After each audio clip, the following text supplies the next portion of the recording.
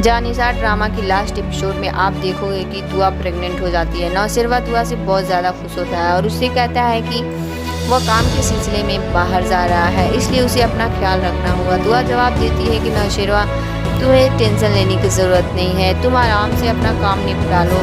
नौशेरवा कहता है कि मैं जाफ़र से कह देता हूँ कि वह तुम्हारा ख्याल रखेगा। दुआ कहती है कि नौशेरवा, मेरे लिए कोई चिंता करने की ज़रूरत नहीं है, मैंने तुम्हारा प्यार को देखा है।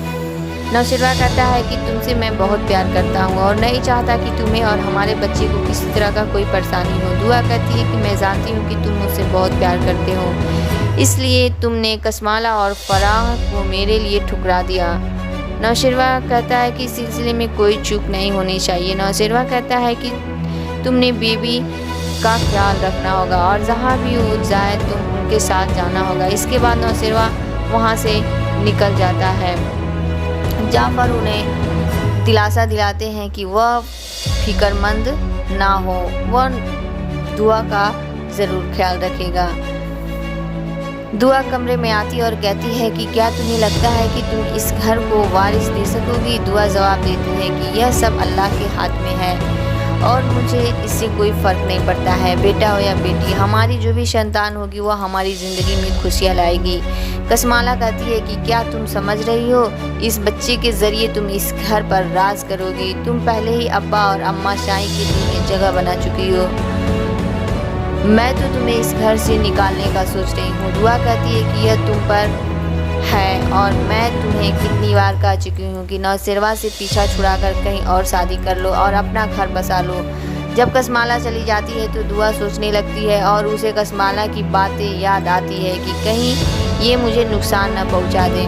दुआ सोचती है कि कस्माला जो भी कह रही है वो सच करके दिखाएगी। दूसरी तरफ नौशेरवा का ध्यान दुआ की ओर ही रहता है। वह दुआ को फ़ोन करके कहता है कि अगर तुम्हारी तबीयत ज़्यादा ख़राब हो रही है तो तुम अपनी माँ के घर चली जाओ। दुआ उसे कहती है कि नौशेरवा, तुम्हें कितनी बार कहा है मैंने कि तुम अपने काम पर ध्यान दो, तुमने जाते ही मुझे फिर से फ़ोन कर दिया। नौशेरवा कह रहा होता है कि मैं इस मामले में कोई चूक नहीं चाहता हूँ कि तुम अपनी माँ के घर चली जाओ, मैं जाफ़र से कह दूंगा, वह तुम्हारे साथ जाएगा। दुआ कहती है कि ठीक है, मैं चली जाऊंगी। जब दुआ अपनी माँ के साथ घर पहुँचती है और अपनी बहन फ़िजा से मिलती है तो फ़िजा की हालत बहुत ज़्यादा ख़राब होती है। दोनों बहनें मिलकर बहुत रोती हैं। दुआ अपनी माँ से कहती है कि क्या आपने फ़िजा को डॉक्टर को दिखाया है? उसकी माँ कहती है कि हाँ बेटा, लेकिन ये कुछ खाती पीती नहीं है। दुआ फ़िजा से कहती है कि बहन, जब तुम कुछ खाओगी पियोगी नहीं तो तुम्हारी हालत क्या होगी? उसकी माँ कहती है कि बेटा,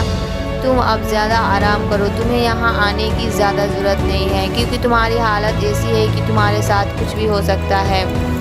दुआ कहती है कि नहीं अम्मा, नौशेरवा मेरा बहुत ख्याल रखता है। दूसरी तरफ कस्माला सोचती है कि अगर दुआ को बेटा हो गया तो मेरी और मेरे बच्चे की अहमियत इस घर में कम हो जाएगी और दुआ इस घर पर राज करेगी। कस्माला दिल में सोचती है कि दुआ और उसके बच्चे को ख़त्म कर देगी। यह योजना बनाती रहती है, जितना जल्दी हो सके मैं दुआ और उसके बच्चे को मार दूंगी। दूसरी तरफ अम्मा साई दुआ से कहती है कि बेटा, तुमने अपना बहुत ख्याल रखना है क्योंकि तुम इस घर को वारिस देने वाली हो। दुआ कहती है कि अम्मा साई, आप बिल्कुल भी चिंता मत करें, मैं बिल्कुल ठीक हूँ।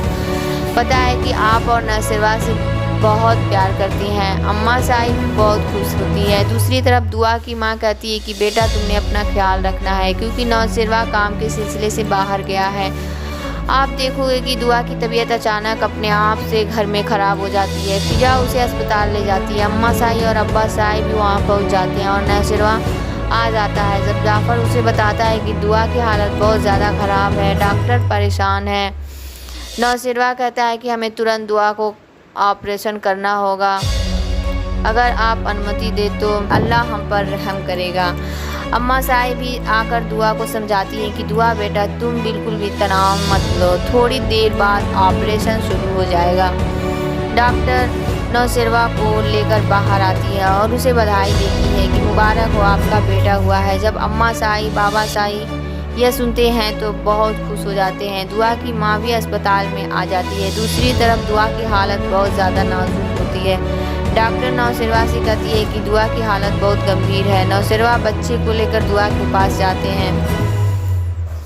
लेकिन दुआ को खुश नहीं होता है। अब्बास आई नौशेरवा से कहते हैं कि हमें लगता है कि दुआ को आराम करने देना चाहिए, उसके लिए दुआ करनी चाहिए। नौशेरवा जब अम्मा साई के पास आता है तो वह बहुत परेशान होता है। अम्मा साई कहती है कि बेटा तुम चिंता मत करो, दुआ जल्दी ठीक हो जाएगी। दुआ की माँ नौशेरवा से कहती है कि दुआ को आराम करने की ज़रूरत है। थोड़ी देर बाद नर्स आकर कहती है कि बच्चे की माँ से मिलाया जाए। नौशेरवा कहता है कि ठीक है और वह दुआ को उनका बच्चा दिखाता है। दुआ अपने बच्चे को देखकर बहुत ज़्यादा खुश होती है। उसे ऐसा लगता है कि जैसे उसकी गोद में पूरी दुनिया आ गई हो। नौशेरवा